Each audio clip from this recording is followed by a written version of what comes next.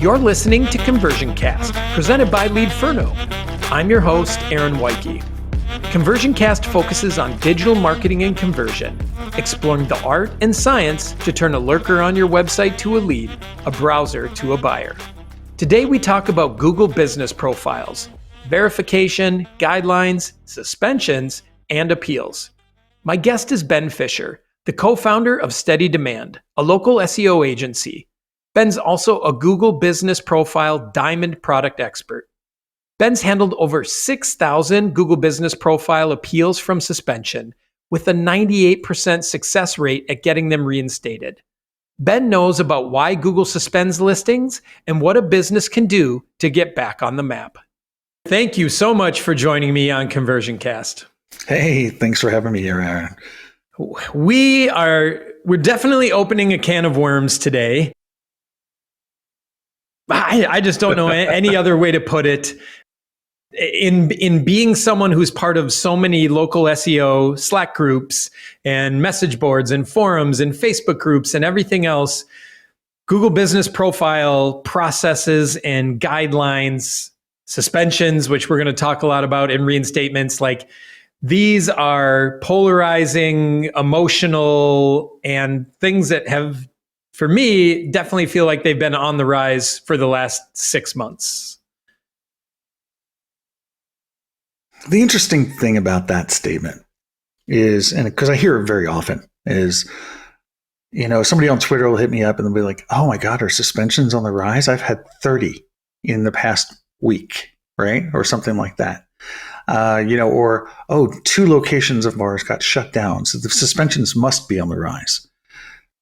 The fact of the matter is that the number of suspensions actually does not increase or really decrease over time. And I'll tell you how I know that in a minute. Yep. What it usually is it's just because you're in your bubble. So you only see what's affecting you. You don't see what's affecting the guy down the street. You don't see what's affecting your competitors because they're not going to tell you. Yep. Right. Even if you ask them, they're not going to tell you, Yep. So you feel like it's on the rise. Yep. So it's happening all over the city, just not in your neighborhood yet. Exactly. Right. Crime is on the rise. Yep. Because my car got broken into. Yes. And that's pretty much akin to what the feeling is. Okay. How do I know this? I have a video, which is on the support page, actually, that you have to go to get reinstated. So everybody goes to this page. Well, that records views of my video. Yep. So I have the numbers of how many uniques hit this page every single month. Now, I don't publish that data, but I do look at the data. Yep. And I think actually I did it for a PubCon presentation once. But yeah, it's around 14,000-ish a month. Okay. Which seems, I think, low compared to how many business profiles are actually out there. Yep. But that also echoes kind of statements that Google says too, internally. Okay. So anyway, yeah, that's my story on that. I'm sticking to it. All right. Well, providing a little fact of that is good. It really, I guess, just made me think it's a very loud subject. Probably once it gets brought up with a lot of opinions and emotion backed behind it. So that's probably what amplifies it once it's out there. But and you spoke about just really quickly. You spoke about verification too, right? Yep. Because verification, let's just be real about it. It's a pain in the butt. However, there's a flip side to this. It has also helped reduce the amount of spam in the ecosystem. And which is, also has cut down on the headaches that were associated with postcards. So before you had to get a postcard, maybe you couldn't get a postcard, maybe you were out in the rural area, maybe you're out somewhere in the middle of India or Egypt or whatever. Egypt is horrible actually for getting postcards. Yep. And so there were all these issues and costs that were actually associated with doing postcards. Not everybody can get instant verification. Of course, that's there's There's a reason why instant verification occurs. While I can't speak to the specifics of that, I can say that Darren put out a Twitter thread about this the other day, and he is correct on a lot of his points. There's a couple extra points, but again, just can't get into it right now. And so video verification, I applaud the team on what they've done with video verification. That being said, it sucks because the first initial part of the process is basically controlled by machine learning and AI. Okay. So that's when you initially submit the video. It does a pass. Basically, you could see it almost doing a pass to see if it's going to just basically check and go ahead and do a verification based on certain circumstances. Okay. If it's stuck in processing for a couple of days, that means it's actually going for a manual review to somebody probably over in India. And then if it ticks back to get verified again, that means that the video that you provided was not sufficient and that a user or the AI ticked it back and said, try again, basically. There's no messaging there. There's nothing telling you what's wrong. And that's the frustrating part. So we see that a lot in the community where people will be like, I already did the video. Do it again. Yep. Maybe it was too long. It was 30 seconds. Maybe it was too big. I did it at low resolution. Well, guess what? Doing it at low resolution is not the fix. Yeah. then they can't read the documents and whatever else you're supposed to show them, right? Like street signs, things like that. So it is frustrating, but again, it's, one of the things is, and I'm not being a cheerleader for Google. This is just how I think the reality of it is that they try their best and they will force something and put it out as quick as they can sometimes. And that's the downfall. You've got product managers who are not business owners. They don't really understand the process. They don't test it enough. And they just kind of put it out there and go, yeah, looks like it's working. Yeah. Sweet. We're getting thousands of them. Yeah, the data shows it is fine. It's just good. We'll get into that in a second on the suspensions. Yeah. No, I first came into like that way of thinking when I started talking with who's now my co-founder, Joel Headley, when he headed up support for Google local products. And it really was adjusting from your view as a business owner, as a marketer that helps businesses, and then adjusting to someone who's creating a system, managing, monitoring, and trying to enforce a system at mass. And so for right or for wrong, you start to see those angles and why certain things are created and the way they are and those elements. And so let's kind of dive into that just a little bit, right? You create this profile, you go through the verification. Hopefully it's one video for you, but as you point out, it might be more. You need try. If you don't succeed, try again, and go from there. And you're humming along fine, and then something happens one way or another. You change something, or how you did something eventually caught up with you, whatever that might be. But you have landed in the land of suspension, and your listing is no longer visible. You are not ranking for anything. And so let's start with that first angle. I really look at this almost as, you need to learn how to speak Google, right? If you learn how to speak Google, then you understand Google. And that's really hard, as you pointed out, for a small business owner especially. So what can you share with us on what Google's approach is, and how do they both state and enforce their guidelines when it comes to Google business profiles? Oh, God, there's so much there, Aaron. Gosh. So I have a blog post actually where I started putting up vernacular that Googlers use when they talk. We'll link to that. I haven't updated it in a while, but it is out there and it has some of the vernacular. And yes, if you can use their terminology, like for instance, did you know that the local finder is actually the local categorical finder? That's what they actually call it. I didn't know that. Yeah, it makes me laugh every time I hear it too. But you kind of look how they think about it, right? It's a category finder to them, is how they look at it. So, and that's how they've always called it, by the way. Okay. So anyway, and it's like if you say knowledge panel to them, they'll go, "What are you talking about?" They literally don't know what a knowledge panel is because that's not what they call it. I forget what they call it. It is actually on my blog post. Okay. So anyway, yes, Google has guidelines. The guidelines are always gray. They have to be gray. For the main purpose and reasoning is that they cannot tell you what you're doing right and what you're doing wrong. Because if they did tell you this, guess what? Now you can go ahead and spam the entire ecosystem. So basically, it's not just about spam, it's about bad actors, actually. So misleading or misrepresenting, or misleading or fraudulent is what they're really guarding against when it comes to data integrity. So that's first thing is the guidelines are gray and they don't tell you exactly what's going on. They're getting better. They've gotten better. They had to because of the European Union. Yep. So that's step one. The next thing is that when people do get suspended, I hear the same story over and over and over again. You can see this in the community too. It's on the forums. But it's usually the same exact story. I've got a message that I have been suspended for blah. I've been in business for X amount of years.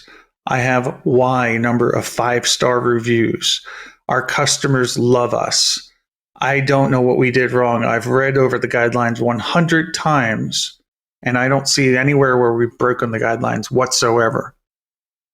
I'm going out of business. My kids can't go to school. My wife has to quit her job so she can help. And I'm selling off my trucks and I'm firing employees in 2 weeks. It's almost the exact same story with just the variables being changed just a little. What people don't understand is that they will put this story into the reinstatement, what's called the appeal form. And that actually works against you. So basically, when you are getting to this stage of the form, you need to be logical. You need to be like Spock, basically. Yep. Just lay out facts with no emotion, because you got to realize that the guy who was on the end that's actually reading this, he's doing 100, 200, 300 of these a day. Yeah. All the fluff, all the emotion, all the describing your story and how hard you've worked, not facts. Doing it, doesn't matter in this case. Right. You're talking to a robot. Yep. The guy has a script in front of him. He literally is pushing buttons, and he doesn't have time to read that stuff. So anyway, that's kind of jumping a little ahead, but to back up a moment, you said why, right? Yep. So again, Google has to kind of maintain that data integrity of their system. And so they basically will suspend a profile because the way that they'll never admit this, but the way they see it is you are guilty until proven innocent. Yep. It's kind of like the movie in Gladiator, thumbs down, sorry. Yep. You're dead. Yeah. The onus is all on you to prove that you're okay, not provide us proof that it's wrong, and then we'll admit we're wrong and we'll go on our way. So exactly. A misnomer. People think that they own their Google business profile. Yeah. Go read the actual terms. Google owns your business profile. They can do whatever they please. People talk about suing Google because they've been down and they've lost tens of thousands of dollars a month. Nope, sorry. Not going to happen. Not going to happen. So anyway, yes. It's all about integrity of the system. And they do care about merchants, though. And the way that they feel is especially with this new system that just rolled out 2 days ago, they do feel that, it is working and that a majority of valid merchants are able to get basically reinstated. I kind of call BS on that. No, I just call BS on that. Okay. Because I see it all day long. Yeah. So I see good merchants being taken down and removed from apps. One of the ones that I think that was probably the most quote unquote entertaining cases that I worked on was a mall. It's one of the 3 largest malls in the country. And right before Black Friday, Google took down the entire mall and all of the stores in that mall Wow. So not just the mall itself. Yeah.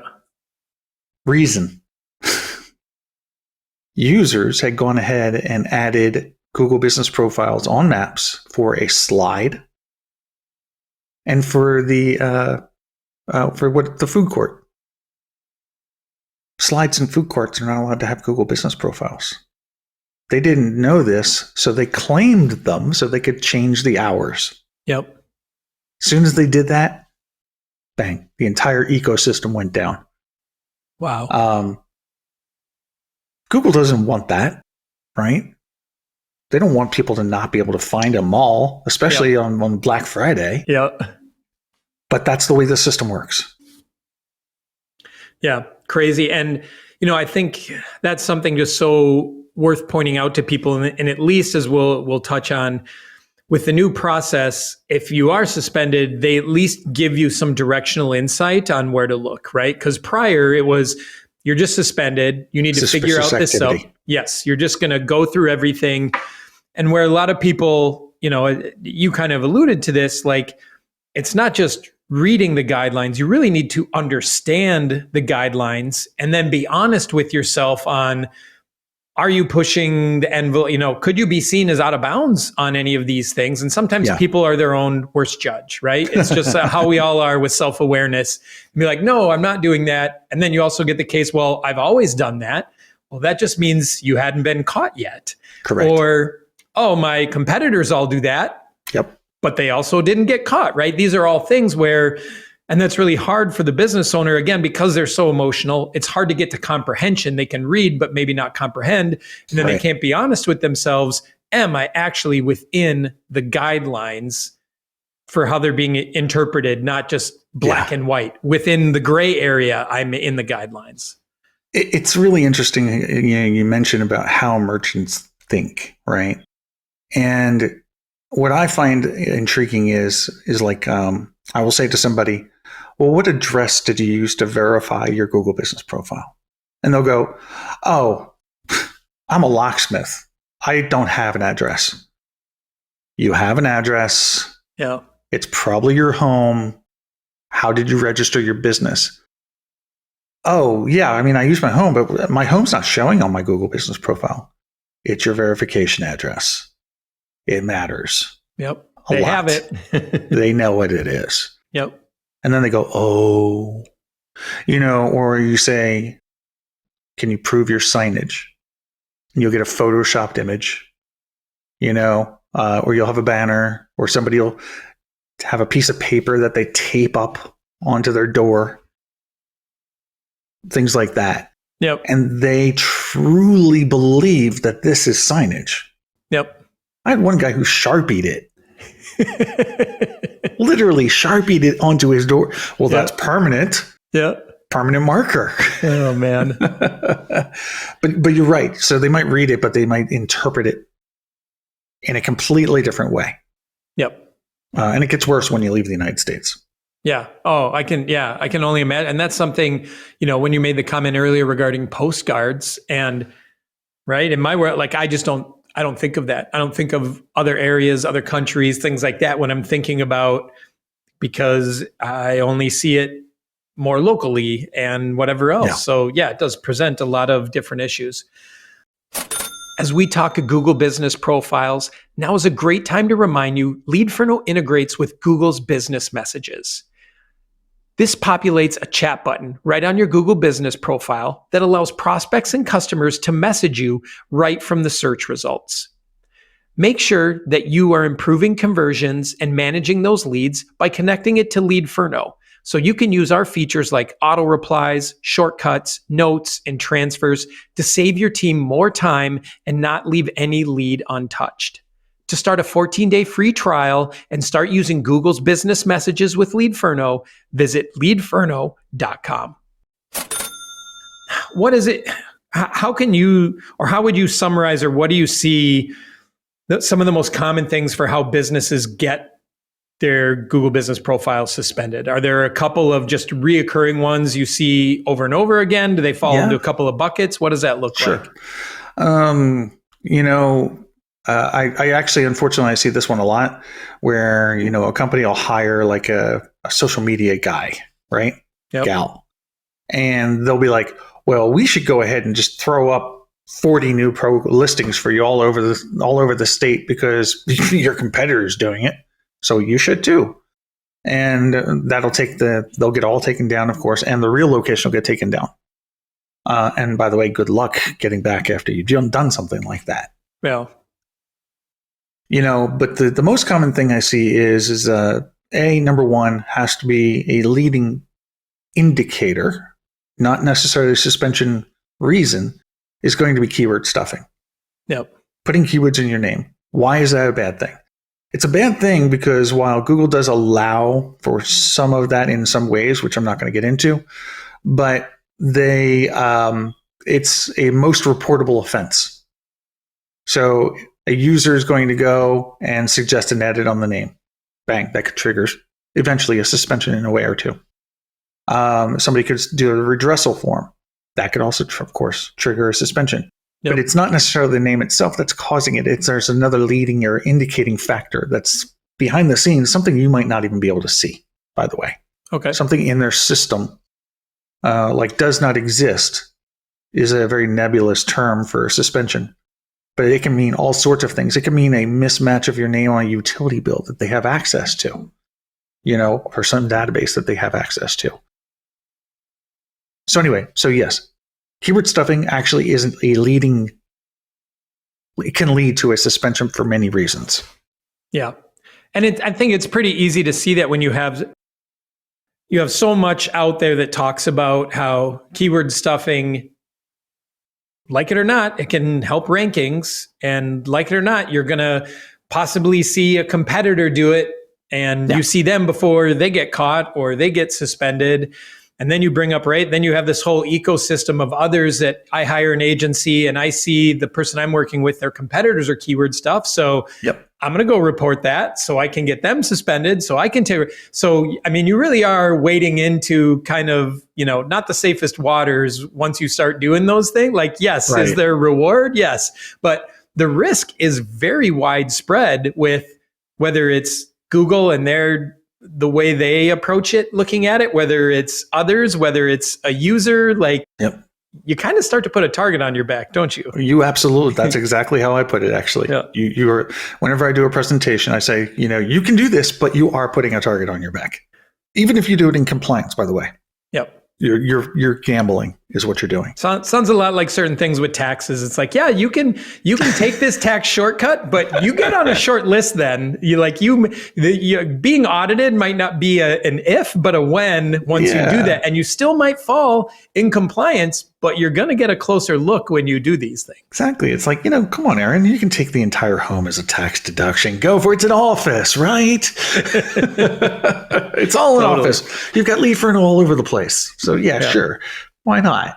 Yeah. All right. Let's transition into you get suspended no matter how it happens. And obviously there's a ton of things that people do, too many changes at once, doing the wrong things, all those kind of things.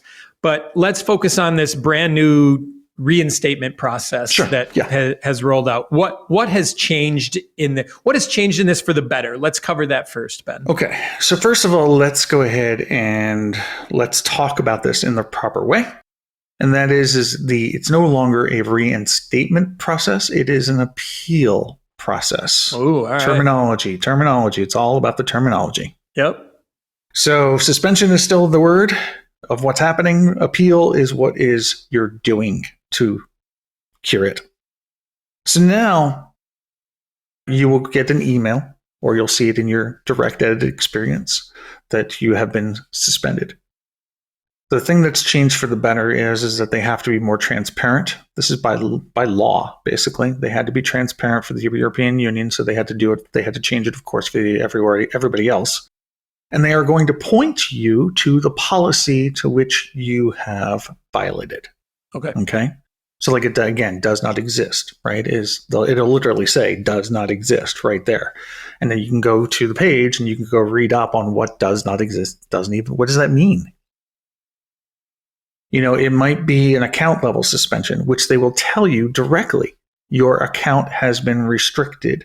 Therefore, your Google business profile has been suspended.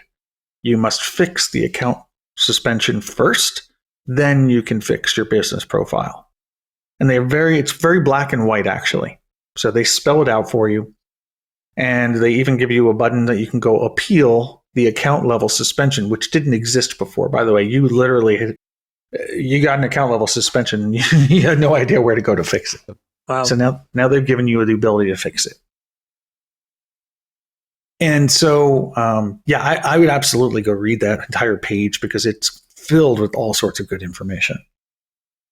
So after that, so let's say that you've gone ahead, you've done that, you click on the appeal tool for your GBP.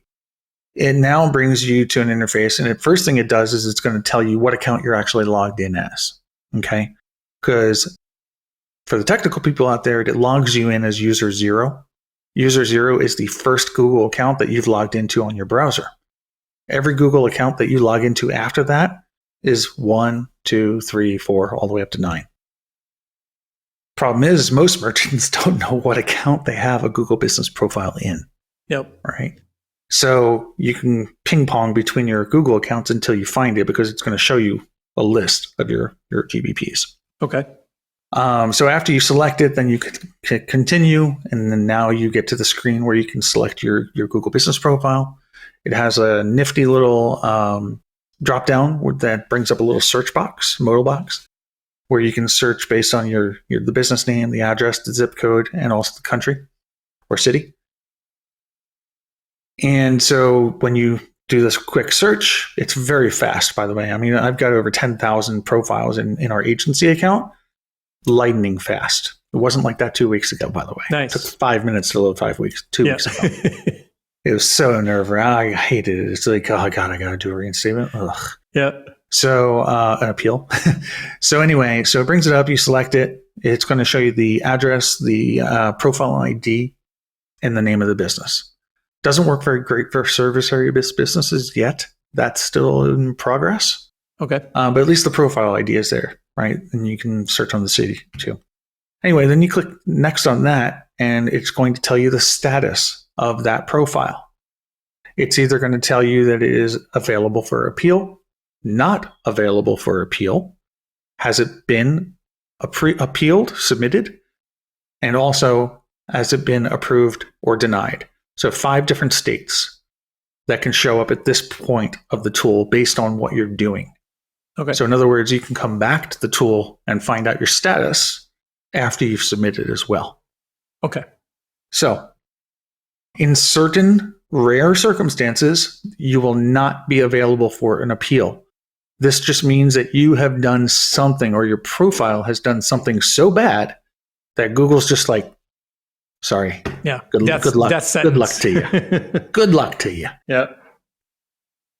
At which point everybody thinks they lose all their reviews. They don't. Yeah. Because those are not attached to Google Business Profile is what people don't understand. Google Maps gets those. Yes. You're probably the first person I've heard say that except for Joel. Well, all of my years in the review world have me knowing these things. So. Yes, you are, and you're 100% correct. So basically, at this point, so if it is available for appeal, you hit next. It will specifically, in no certain words, will say you have 60 minutes after you hit the button to upload your evidence. And it says it in this really tiny font. And it's got a itty bitty warning signal. I mean, we're talking like this thing is like 10 pixels across. Yeah. I do have to go measure it, but. So my fear, of course, is nobody's going to read this. Yeah. The thing is now at this point, you can pop off and go read the guidelines again, or you can hit continue and go through the process. As soon as you hit that continue button, you have submitted your appeal. You're done. Well, but there's a little blue link for you to attach your evidence. I don't understand why they don't just have this right there, but it's an option for some reason. They're not even really clear about why it's an option, but it's what it is for right now. Huh. So if you close your browser window at this point, You're done. You cannot go back. You can't start over. There's no way to email support. You are just done, and you have not attached any evidence. I made this mistake, by the way. Yeah. I was doing a video about the suspension process or the appeal process, and I accidentally closed out because I had to use a live profile for this. Yeah. And I accidentally closed out the tab, and I'm like, oh man, damn it. Got declined 2 days later. So it sounds a lot like you're dropped in this tunnel that is a path to getting an appeal, but it is a very dark tunnel, and you don't know what's around the corner, especially your first time through, which to some extent probably further reinforces for most people finding a guide that's been through the tunnel, finding an expert like yourself in steady demand. But what are some of the things you would tell a business owner? You have a suspension. It really almost sounds like you need to understand the process, read up on it, and you need to prepare yourself to go to beforehand. court to prove your innocence and to get this appeal, right? You need to be ready for this submission, not just, I'll go into it. And what I learned doing it, you only have 60 minutes to do a crash course, learn what's right and wrong, figure out what's wrong, make that change, and provide proof of these things. And you're angry and you're scared. Yes. On top of all of this. You're not thinking straight at all. Yeah. So yes. So that is the call to action. The call to action is be prepared before it happens. Yep. The fact of the matter is that almost 39% of businesses, especially in the service-based industry, are going to get suspended at least one time per year. That is a real statistic. Yep. The other real statistic I have is that, and you got to remember, I've done about 6,000 reinstatements. Yeah, wow. And when I reached 100, I started collecting stats. Yep. And this number has not changed one little bit. It's scary. But this is the truth. 4% of businesses are prepared with the right documentation before they are suspended. That's 4. Yeah. 4 out of 100 businesses actually have their stuff together. Yep. So absolutely hire an expert. Get somebody to go over your documentation.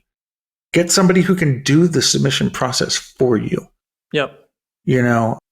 Well, just as you pointed out, right? Yeah. Knowing the guidelines, understanding how they should be interpreted, being factual when you look at why it happened, what they're actually doing, why it doesn't pass the gray area test, all of those things. And then now the appeal process is not a walk in the park. Exactly. It's there. It's gained more of a process, but sounds like it still has a ways to go.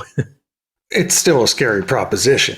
Because, and we didn't talk about this, but even after you do open up that evidence tab, it's really nice actually, because they actually fill in all the details for you, like your name, your email address, the name of the business, the profile ID. By the way, world, you're welcome for that. That was my idea. Anyway. But it fills it all in for you. So literally all you're going to do at this point is attach your evidence. You have 2 20 meg files that you can upload. So 2 zip files. Yep. And then you have your basically your confession box, where you got to put in what you did and what you fixed. But then you hit submit and it's done. There's no case ID associated with this, by the way, either. What are you seeing as far as time to view the appeal and success? Is this hours, days, weeks? Is there any kind of average that you're seeing in this? It's pretty much standard. I mean, right now it's 24 to 72 hours. Okay. It's been this way for 6-7 months now. It's been stabilized. Yep. And is it always a yay or a nay, or is there ever follow-up or them asking you to contact? Okay. No, this is yay or nay. Okay. Yeah. Before you had unlimited number of appeals. You could reply back to support and go back and forth for a year if you wanted to. That's gone. This is all coming from a no reply email address. You can go ahead and you can scream at the sky all you want. Yeah. But you can't do anything about it. Wow. You can, of course you can always come to the community. Yep. There's limited support there as far as this goes. There is no re-appeal or what they're going to be calling a re-review process today. Okay. Because I know in a lot of articles I wrote before, I talked about one shot, one and done. That will be changing. Okay. I can't really speak to much more of that yet. Yep. But it'll be there. But it'll evolve. Maybe. Okay. It isn't, like many decisions in life, some don't have to be final, right? So hopefully you can get yourself another shot, especially if your entire first time of going through this process is a learning process for yourself, right? I think that's only fair. At this time, I would look at it as you have one shot for right now. Yeah. Because that is really the reality of it today. That could change in a couple weeks. It could change next week. Yeah. But holding your breath and waiting for that change probably isn't the best idea. Yeah. No. Like we were saying, it's like what you need to do is you need to find somebody who is an expert that can walk you through the entire process, or just do it for you. Yeah. It doesn't matter who actually does the submission. It has to be a manager or an owner. Yep. But yeah, just that would be the biggest call to action here. The PSA really is, if you care about your business, spend a couple $100 to get it done. Yep. Well, I think that's a great way to wrap this, Ben. And wow, fantastic insight into the new process. Where can people follow and engage and interact with you? So if if becomes a when, they have an easy way to contact you, or they're already wrote on the way you cover and educate people on this process. Yeah, you can reach me, of course, at steadydemand.com. You can reach me on Twitter. I still refuse to call it X. I'm with you. The social dude. And you can always, if you just look for my name on LinkedIn, you won't be very far behind if you want to find me there too. Nice. And people, I will make it easy. I will include those links in the show notes of this episode. Ben, thank you so much. Always great to see you. Hopefully I will see you out on the road at a conference or a local U. Yep. Someday soon, and we can catch up in person. But thank you so much for sharing so much information with us today. No problem. Thanks for having me on board. You bet. Okay.